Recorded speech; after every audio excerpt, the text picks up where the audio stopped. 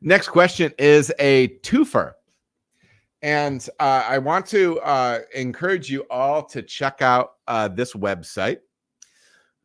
This is from a nice guy named Peter. Speaking of Australia, hope you're doing well. My name is Peter, and I'm an amateur home brewer from Sydney, Australia. First of all, thank you for all the work and content you've been putting out to help brewers of all skill levels improve their knowledge and ultimately make better beer. I've certainly gained so much from your content. Thank you, Peter. I run a home brewing blog / website called birallee.brewing.com. That is BIRALLEE brewing.com, where I publish recipes, equipment reviews, and basically my own personal brewing journey experiences, knowledge, failures, etc. I have a couple questions I've been holding on to for quite a while, so I thought I'd put them to you. I'd really appreciate if you can answer them. He was wondering if I could send him a direct answer. But he said, but if you prefer to just include it in your next Q&A, I'm happy to take the information from there as well. So we are doing this as a live stream thing, my man. So let's check it out. Here's question number 1.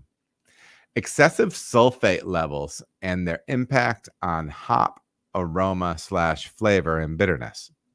I use a Brewfather for recipe design creation as well as water adjustments. I've attempted a number of hop-forward batches like West Coast IPA and simple pale ales that have used Brewfather's hoppy water profile, which is a built-in auto-populated water profile, which contains 100 ppm calcium, 50 ppm chloride, and 275 ppm sulfate.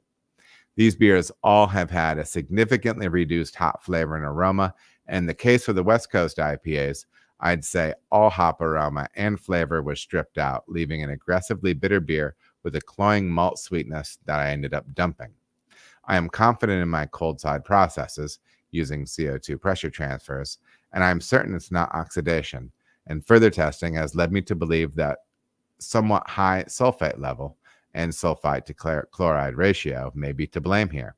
Do you have any thoughts or experience on this? There are a number of recipes out there that suggest elevated levels of sulfate, 275 ppm, or even over 300 in some cases. Am I missing something here? What levels of sulfate and chloride do you typically use in hop forward styles like IPA? So, and Bondi says, spot on, adds a rip into a couple of Oprah tin freeze. You got it, man. Well, listen, this is me these days. So, I mean, don't tease or judge, but you know how often I drink on the stream. I'm tipping back the old 19.2, the 700 ml high noon tequila seltzer, baby. You know what I mean? It's not that bad. And it's got the sweet lid. So I'm sipping on one of those. But back to the question. He continued as well. After changing things up and using a water profile with 75 ppm calcium, 50 ppm chloride, and 150 ppm sulfate, I'm assuming he's saying, I had a wildly different outcome with awesome hop flavor, even when using far less hops than I have in my previous IPAs with the quote-unquote hoppy water profile. That water profile is crazy. That's a lot of sulfate. I'm just going to, my personal hot take is I don't think you need that. Maybe there's somebody out there that's making that IPA with 275 parts per million sulfate, but you don't need to at all. If you want to be, if you do want to be dropping that down, I would even say like 125, 150, like you mentioned, it's probably fine. That 75 ppm calcium is probably great as well. I really do anywhere between 50 and 100 parts calcium. And then you can have a little chloride in there as well. But I mean, I've even done bitter IPAs, still just leaning on chloride, and just really built my entire calcium profile out of chloride, calcium chloride. And if you're bittering it the right amount, I mean, it's going to be a different thing, but I don't know. I don't think you need to do that to be making a really nice IPA. You can accentuate up and down, but going off the rails like that on the high side it's too much. It's too much. Now, I will say this. You also have to make sure that that's actually what you have in your water. So if you're adding enough salts but you don't know what's already in your base water, you can end up with a really mineral heavy water and really go over the top. I've always, I think the great John H. Palmer, author, speaker, judge, lover, he's always said that, water chemistry is like the seasoning, the salt and pepper, right? You can make a dish amazing with it, or you can ruin it. So yeah, make sure you know your base water, what's already in there, so you're not kind of double counting those factors. That's another one too. But yeah, I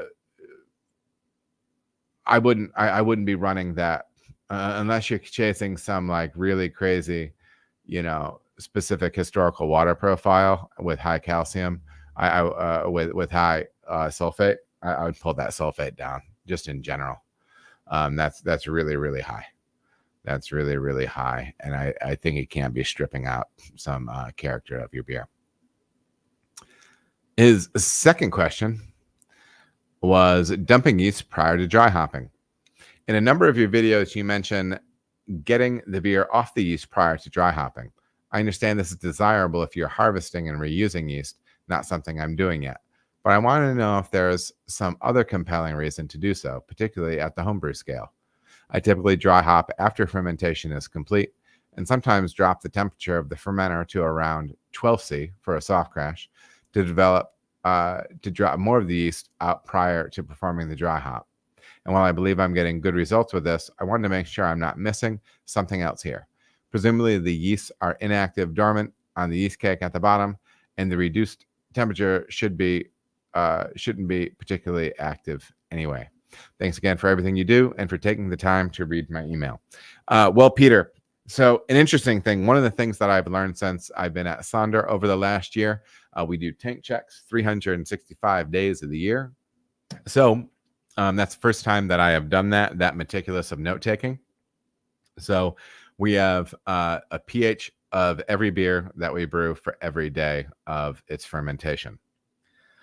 One thing that I will say is that really just before a beer hits terminal gravity, or sometimes around the same point, or maybe it'll hit it first and then the gravity is trailing behind it a little bit, you will notice the pH of the beer will start creeping back up again. The pH will drop at first, right? Because your yeast is dropping the pH in that wort to make it inhospitable to other things competing for what is available food-wise in that wort, which is the sugars.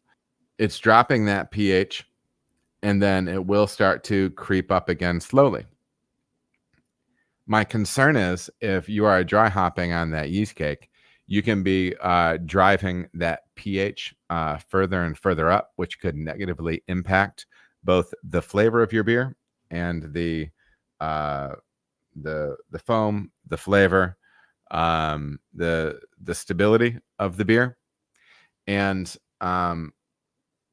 even if you're, especially in a dry hopping situation, dry hopping is going to be pushing the pH of your beer up again. I know the scale isn't quite right for what you're talking about, but I believe it's a 1/10 of a pH point per pound per barrel of dry hop. So you'd have to make that conversion. I apologize. But you're definitely going to be driving up your pH of your dry hop beers when you hit them with that later dry hop addition. So if your pH is already creeping up and then you're adding dry hops on top of it, you can be getting out of food safe range very, very quickly, and maybe into a pH range that is not flattering for the beer that you're making. So that's one thing. I have no problem with the soft crash stuff, or the different things like that. But part of the idea is that you can have yeast that is autolyzing or dying, and releasing non-desirable flavors and aromas into your beer. That's a real possibility. Some people tell me that on homebrew scale, the pressure in the tank with all the liquid on top, because it's a smaller scale, there's not as much pressure, and so you will not get some of those unpleasant off flavors as readily. But I will also say this, that you can also generate those flavors with unhealthy yeast, and I've tasted a lot of beer in general, but one of the number one flaws that I will have in a beer that is made at home, one is oxidation, and the other one is poor yeast health. And so whether that was bad yeast health, so bad fermentation, or these dead yeast flavors being produced later, kind of mucking up the beer. Those are all real things. So those are my concerns with not getting the beer off the yeast. Now, if you are going to be dry hopping, and you want to move the beer off the yeast to try something different, do make sure that second vessel is